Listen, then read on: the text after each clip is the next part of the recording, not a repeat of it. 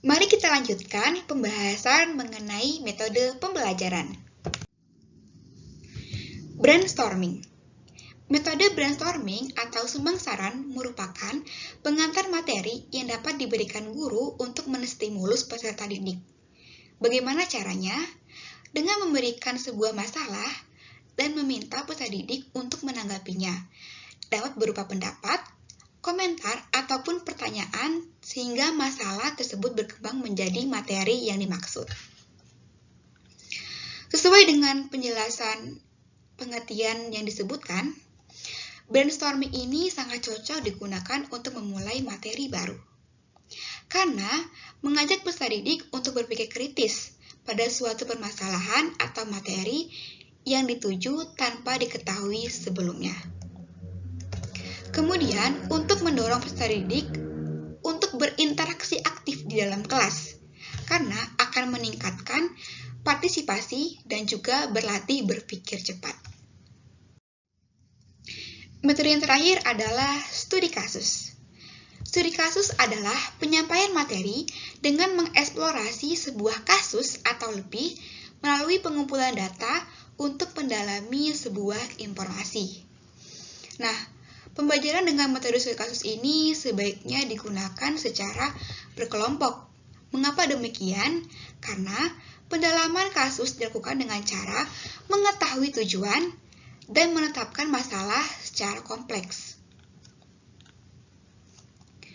Yang kedua, menciptakan pembelajaran yang kolaboratif, karena meliputi pengumpulan data secara rinci agar dapat disusun menjadi suatu deskripsi, menggambarkan situasi, dan menganalisis temuan-temuan yang terjadi.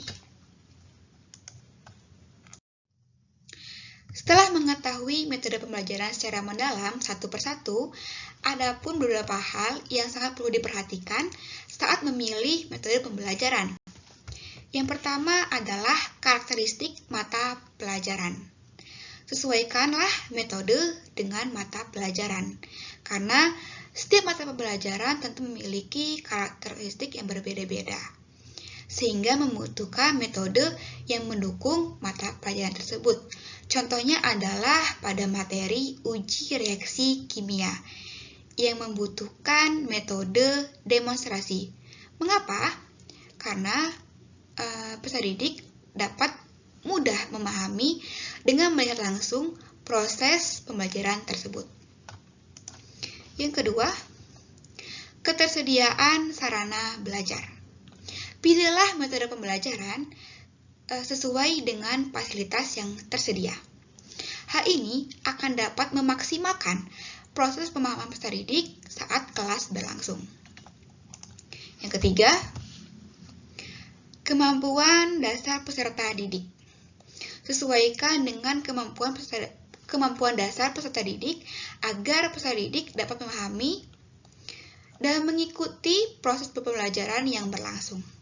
Dan yang terakhir, alokasi waktu pembelajaran. Jangan sampai melewati batas waktu belajar karena terlalu asik selama kegiatan belajar.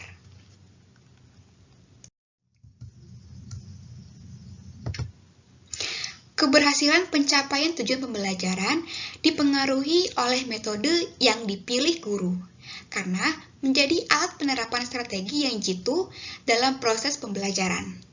Sebagai guru, kita harus menggunakan metode yang tepat sesuai dengan materi, fasilitas, kemampuan peserta didik, dan juga tepat waktu, agar dapat memaksimalkan kegiatan belajar dan meningkatkan pemahaman peserta didik itu sendiri. Terima kasih telah menyaksikan video pembelajaran ini. Semoga bermanfaat bagi teman-teman semua. Sampai jumpa di video selanjutnya.